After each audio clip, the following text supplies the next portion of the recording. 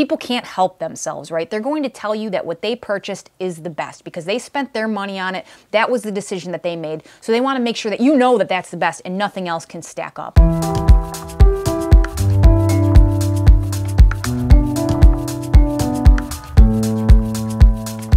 Hello friends, welcome back to the channel. If you are new here, my name is Sarah and I make videos about health and fitness and all things endurance sports. So if that's your jam, I hope you'll consider subscribing. But today, we're talking about the power meter. Yes, the single best investment that you can make into yourself as a cyclist or a triathlete and into your training that is going to give you the most return on your investment in terms of measuring your training and becoming a stronger and faster cyclist. So if you are here because you are determining which device that you can use to get into training with power, congratulations, because you have made an absolutely fantastic decision and you will not regret it. But you're probably here because you might be new to training with power or new to indoor training or new to cycling in general and you're trying to figure out, well, what the hell am I supposed to do? Should I buy the power meter and the dumb trainer? Should I buy the smart trainer?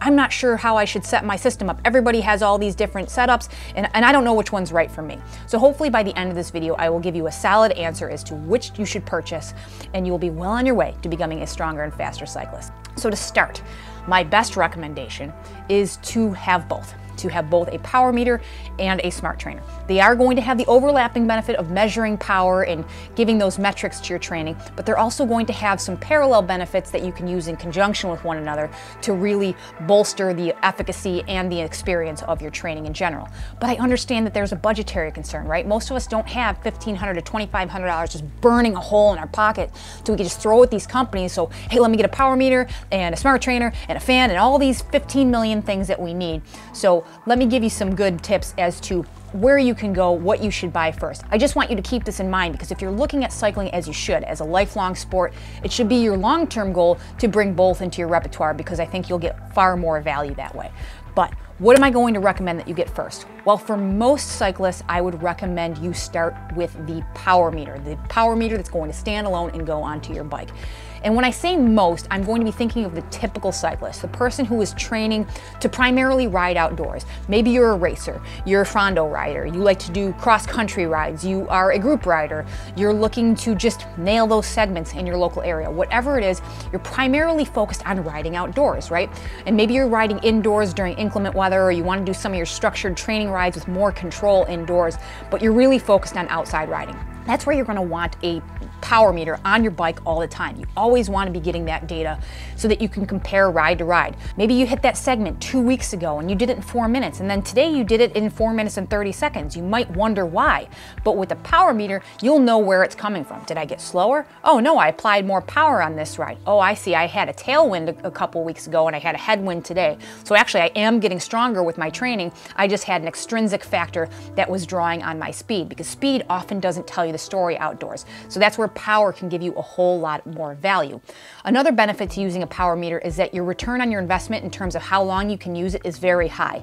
These power meters are built weather sealed. They're protecting very simple strain gauges and electronic transmitters and devices that will last you a very long time. You can expect to get 5, 6, 7, even more years on your power meter, so you don't have to worry about having to constantly replace these things. They're very simple to use. You do a calibration, which might take you about 30 seconds, and occasionally you'll have to change out your batteries every couple of months, which is very easy, and you will be able to stay in this market for a good number of years with this one-time upfront investment. On the flip side, there are a growing number of people who are getting into indoor cycling as their primary modality. They're here to race on Zwift, right? They'll ride outside every once in a while with a group ride or with some friends, but they really are trying to be competitive indoors. There's also a number of people who train to maybe race or do events outdoors, but because of elements like safety, like a lot of traffic in their area, or maybe a lot of inclement weather, or maybe their schedule just does not allow them to get outdoors where there's a lot of daylight. It's for those folks that I would actually recommend going smart trainer first. While they might be leaving that outdoor valuable data on the table, I would almost lean towards enhancing your indoor experience at that point. It's going to keep you a lot more adherent adherent to your plan, it's going to give you a lot more enjoyment. If you're spending the vast majority of your riding hours indoors, you're better off getting a better indoor experience and maybe leaving those few data points behind until you can bring a power meter into the fold. So you're adding in the experience of the adjustable resistance, right? You can free ride or race on Zwift and the resistance will adjust with the terrain. Or you can use erg mode for your structured workouts. If you don't know what erg mode is, it's a feature on your smart trainer that will allow the resistance to change per the power prescribed. So if it's telling you to ride at 200 watts, it's going to raise or lower the resistance to keep you at 200 watts against your current cadence. So you don't have to worry about shifting or trying to dial yourself in. And if you start to drift off or you start to lose focus, it will keep you on track. It'll kind of keep you honest to the interval, and you will be able to have a better degree of efficacy and adherence to the actual structured workout by using erg mode. So it's very effective for a lot of people. The downside to using the indoor trainers is that there's a lot more moving parts. So the reliability and longevity are not as high as something like a power meter. It just is what it is in that regard, right? You have your vehicle. If you buy a car, your first couple of years, you might not need to do much, but year 2, 3, 4, maybe you got to buy new tires or buy new brake pads. You start to get some minor failure modes on some of these devices. And smart trainers are really very similar in that regard. You have a lot more friction, the moving parts, the heat buildup. It's going to start wearing on these items, and you're going to start to see some of these things start to break down over time. This is just an observation. Maybe it's a little bit anecdotal, but in the number of years I've spent on online forums and focus groups regarding cycling and equipment, I see that kind of happy medium or sweet spot being around that 3-year mark where people start to see some failure modes. Maybe they have to have their smart trainer repaired or even replaced. Some people get more mileage, some people get a little bit less, but most people who are putting appreciable time on their indoor trainers are usually around that 3-year mark, and then they have to make a decision, you know, do they box this up and ship it off out of warranty, wait 2 weeks to have it repaired, or historically many people have just replaced it because the newest generation has offered a big leap forward in terms of the technology, and they've just decided it's much easier to buy a new trainer. Again, it's really not a knock at the indoor trainers or a negative. It just is what it is. It's the reality of having things with moving parts. These become a little bit more reliable as time goes on, and they build on their quality control at these factories, but it's just something to bear in mind. It might be a deal breaker. Maybe you just want to try to buy something once. If you're in the camp where you want to buy something that'll last you 7, 8, 9 years, you might want to go with a power meter. But if you're okay with realizing that you might need to have something repaired or even replaced 3, 4 years down the line, then a smart trainer is definitely good for you. So you can kind of see that both of these devices are going to have their own benefits that you're not going to get from the other side, right? The power meter, you are going to be able to get that same power metric measured on every single one of your rides, so you will get the best possible training graph and performance metrics that you possibly can out of just the plain old power meter. But in terms of the smart trainer, you're going to get that very immersive, very effective indoor training experience. So that's why I mentioned in the beginning that maybe if you have the budget or down the line you're able to combine those two elements, you're going to have a much better training experience. I've been doing that for the past several years, and I've had immeasurable benefits to my training experience overall. I'm more adherent to my workouts, I'm more inclined to be on the bike, working harder and longer when I'm stuck indoors, and I'm able to use the valuable data both indoors and outdoors. But now you probably know what camp you fall in, right? Hey, I'm the indoor rider, I do 90% of my rides indoors, I'm gonna go with the smart trainer, maybe I'll pick up the power meter next year. Or hey, I do all of my rides outdoors unless I really have to be indoors, maybe I'll pick up the smart trainer next winter season where I know I'm gonna spend a couple of months indoors. Whatever camp that you're in, it's still going to be a complicated landscape when you go shopping for these items. There's so many different models, so many different brands these days, so many different reviews. How the hell do you navigate this very complicated consumer landscape? So I'm gonna give you a couple of tips that might help you narrow down your purchasing options so that you can buy the device that is right for you and right for your budget. So the first tip I have for you is to try to avoid crowdsourcing feedback for your buying options. One of the most tempting things that you may face is to go online on Facebook, on Reddit, or on some kind of forum, or even go into your local cycling group or racing scene and ask around and say, hey, which power meter is best? Which trainer is best, right? And the issue there is you're going to have answers laden with confirmation bias. People can't help themselves, right? They're going to tell you that what they purchased is the best because they spent their money on it. That was the decision that they made. So they want to make sure that you know that that's the best and nothing else can stack up. But the reality is that's not super valuable information. I'll use the example of smart trainers. If you're taking your top tier smart trainers, they're all pretty much on a level playing field, right? They're all at a point that they're within 1 or 2% accuracy. Their top gradient that they can achieve is around 20%. Their top wattage that they can endure is about 2,000 watts, maybe a little bit more, and they're all pretty much quiet or silent at this point, right? They're all about the same price point. They're all competing on a level playing field. But some of the major brands have certain elements that they offer that might be a little bit better than the competition, better but different, right? So let's take the example of Tacx, Wahoo, and Ceres. Tacx offers that little extra edge in terms of their accuracy. They're that 0.5% to 1% of accuracy, and they're calibrated right in the factory. It's a virtual flywheel. You never have to calibrate it ever again. You could just get on and ride and know that that number is spot on every single time. And for the data junkies out there and the people who are really focused on the actual data element of the trainer, they're definitely going to lean towards that Tacx. The Tacx is the best for me. I get all those top tier features and I get the most accurate trainer on the market. That's great for a lot of people. Then you get Wahoo. Their shtick is to kind of bring you into the ecosystem to make it more immersive for you. You have the option to add on the kicker climb where you can raise and lower the front end with the gradient and feel more like you are in the actual ride where you're using different muscle groups. You can bring in the kicker headwind, and that's going to give you that variability in your fan intensity so that you're able to not necessarily turn that knob. It just gives you kind of the more turnkey experience so that you can use all this kind of neat gimmicky technology together. Some people who really love Zwift are totally into that experience. Then you have Ceres that gives you that big, heavy, meaty flywheel that gives you the closest to real world approximation. It really feels like the momentum coming from your wheel if you're riding on the road on the back of your bike. Those erg mode and those resistance changes, it's the smoothest in the business. It'll give you the best experience in that regard. All of them are the best at something, but they're not the best at everything. And you have to make a buying decision. Hey, which do I like the most? Do I really want that immersive experience? Maybe I go with the Wahoo. If I really want that super accurate number, I'm going with the Tacx. If I want the best road feel, I'm going with the Ceres. And there are a number of different brands that do things very well. So you want to look at those types of things to make your buying decision. If you're committed to getting the best bang for your buck and you really want some objective analyses around these products and how they stack up against one another and where you're going to get the best quality in different elements, I would steer you towards the website, the blog of DC Rainmaker, as well as his YouTube channel, as well as the YouTube channel of Shane Miller.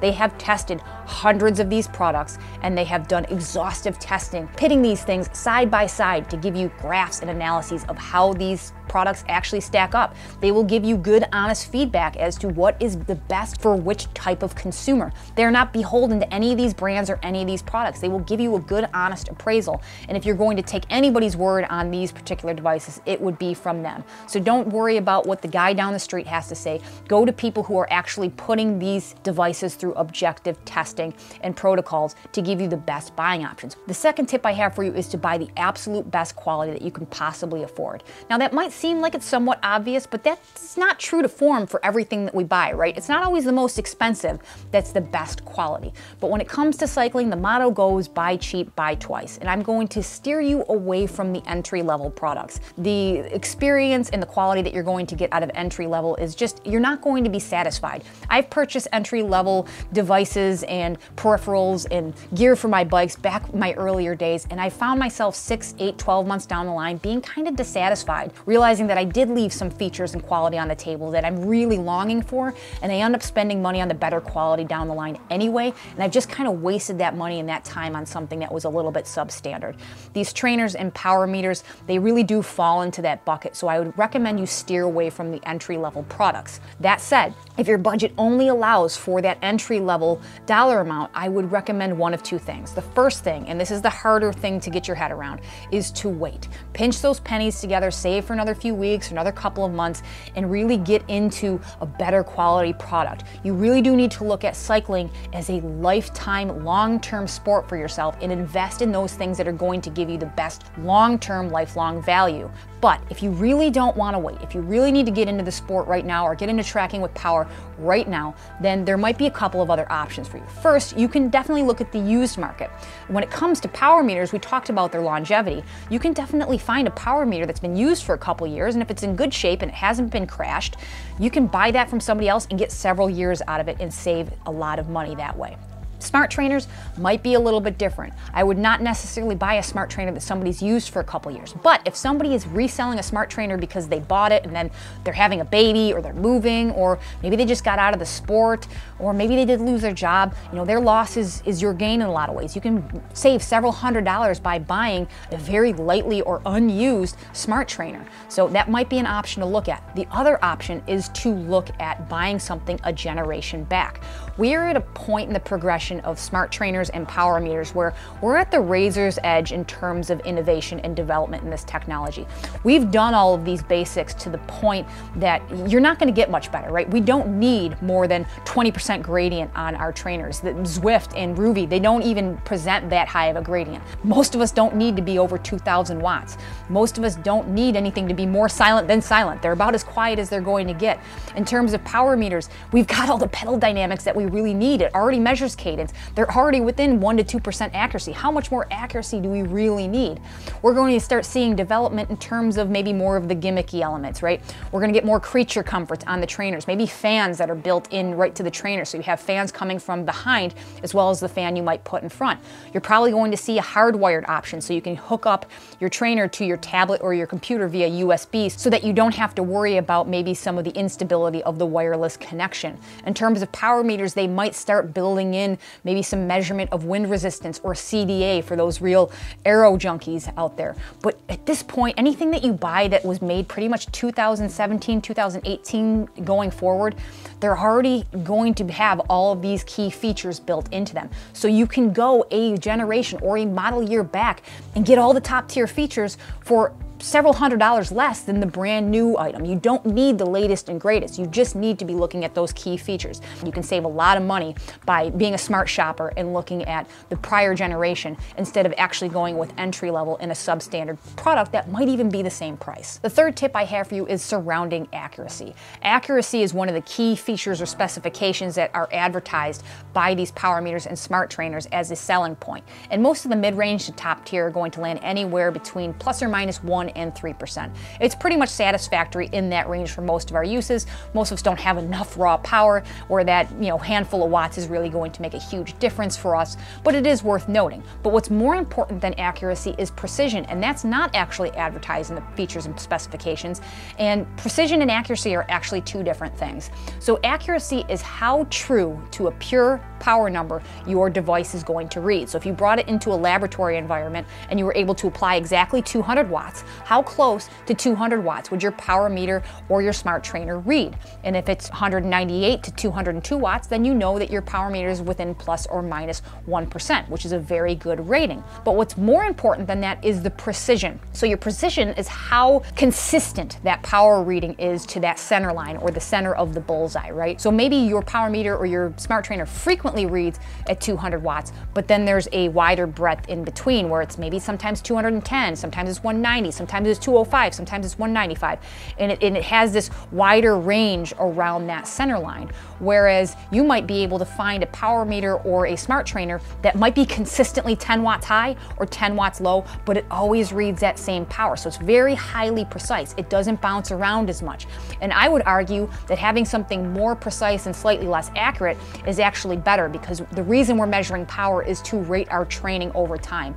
Our performance has nothing to do with the physical number on our screen. It has to do with, is that number going up over time? So if you see a number that's consistently 10 watts off, but it's increasing over time, then you know that you're improving. But if your number is less stable, you don't necessarily know if that increase over time is just kind of the variability or the imprecision in that number, or if it's an actual improvement. So accuracy is important, but precision is really key, and that's where leaning on people like Rainmaker from DC Rainmaker or Shane Miller that do those exhaustive tests that really will give you a solid read on precision can be very helpful for you in terms of making your buying decision. Ideally, your device is going to have both, but I would lean towards something that's more precise than perfectly accurate. But these are only a few tips to help you make the right buying decision. Coming out of this video, you should know which camp you fall in. Should you go towards the power meter or towards the smart trainer? I think you should have that pretty well established. You might even have some ideas in terms of what your buying preferences and feature sets are going to be, so you can start looking in that direction.